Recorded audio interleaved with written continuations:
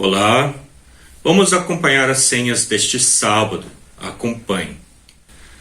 As senhas do Antigo Testamento encontramos em Provérbios capítulo 11, versículo 19. Quem está resolvido a agir direito, viverá, e quem insiste em fazer o mal, morrerá.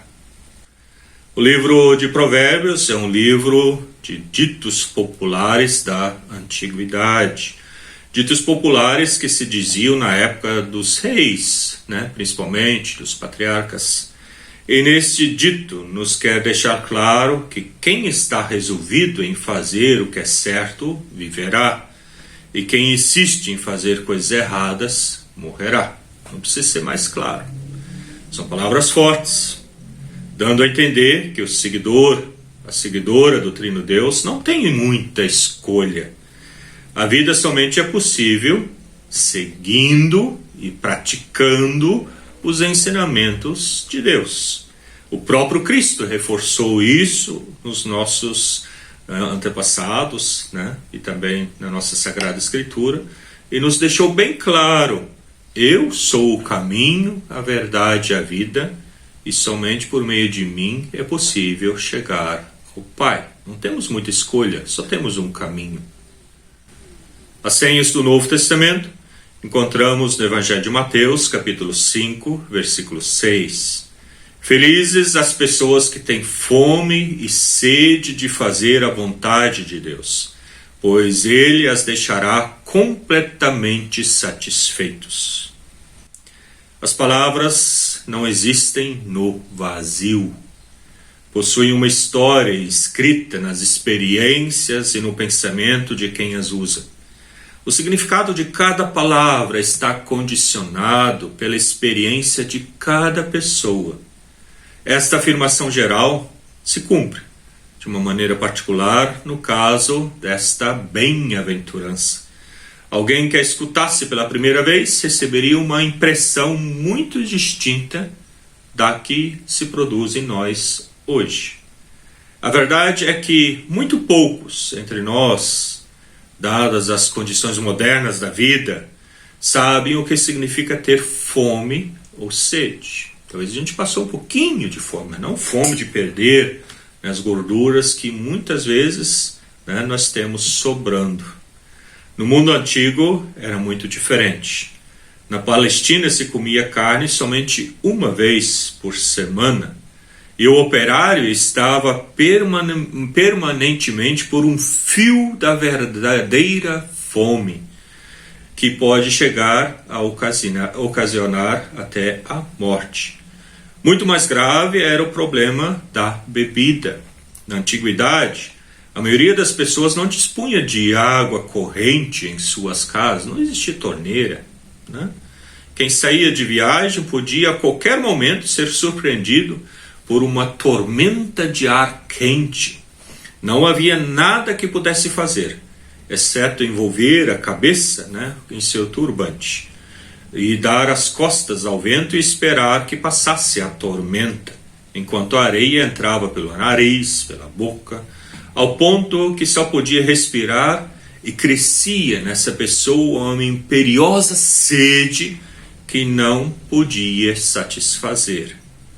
Nas condições da vida moderna, no mundo ocidental, não há paralelos, não há comparação que a gente possa usar para imaginar uma situação como essa. Sendo assim, esta bem-aventurança é em realidade uma pergunta e um desafio. Em efeito, o que pergunta é: até que ponto você deseja a justiça? Você a quer na medida em que o faminto deseja algo para comer, ou sedento por algo para beber? Em outras palavras, qual é a intensidade verdadeira do desejo de justiça que nos anima? Como é que é tua fome por justiça? Ou sede por justiça? Há muitos que experimentaram um desejo instintivo de justiça, mas é um desejo nebuloso, generalizado, antes que o agudo e o concreto. Quando chega o momento de tomar uma decisão, não estão preparados, para o esforço. Não estão dispostos a fazer o sacrifício que a justiça muitas vezes nos pede.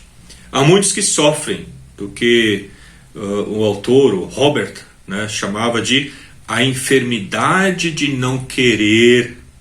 É evidente que o mundo mudaria radicalmente se quiséssemos a justiça mais que nenhuma outra coisa. Quando enfocamos esta bem-aventurança neste ponto de vista, é verdadeiramente a mais exigente e terrível de todas as bem-aventuranças. Mas não somente é a bem-aventurança que mais exige da pessoa, mas também a que mais lhe oferece consolo. Seu pano de fundo é que a pessoa que recebe a bem-aventurança não é o que obtém a justiça e a bondade, mas sim o que as deseja de todo o coração. Se a bênção de Deus descansasse somente sobre o que é justo ou bondoso, ninguém seria digno de bem-aventurança alguma. Mas a bem-aventurança é recebida pelo ser humano que, apesar de seus fracassos e limitações, segue desejando apaixonadamente a perfeição espiritual e moral. Em sua misericórdia, Deus não nos julga somente por nossos erros, mas também por nossos sonhos. Até se alguém não obtém totalmente a justiça que deseja, até se quando está a ponto de pôr-se o sol de sua vida, ainda continua experimentando fome e sede dessa justiça. Não fica excluído desta bem-aventurança. O que esta bem-aventurança afirma é que não basta satisfazer-se com uma justiça pelas metades. É bem-aventurado aquela que tem fome e sede de uma justiça total. Não basta ser todo certinho, mas sem compaixão, nem a mais apaixonada solidariedade humana, sem uma vida reta. Então não é só fazer, mas também, principalmente, viver. De maneira que a tradução desta quarta bem-aventurança seria mais ou menos assim. Eu vou me arriscar na tradução livre. Quão feliz é a pessoa que deseja a justiça total, do mesmo modo como o que tem fome e deseja o alimento, ou o que morre de sede e deseja uma bebida, porque este receberá a satisfação do seu desejo. Olha só que coisa bonita. Então não é só fome e sede, aquela dorzinha um pouquinho aqui, mas é algo que realmente se precisa profundamente. E este vai receber a satisfação que tanto necessita. Pensemos nisso. Amém. E que a paz, a bênção e a proteção do Trino Deus venha sobre nós, nos ilumine e fortaleça. Em nome de Deus Pai, Filho e Espírito Santo. Amém. Tudo de bom e até a próxima. Tchau, tchau.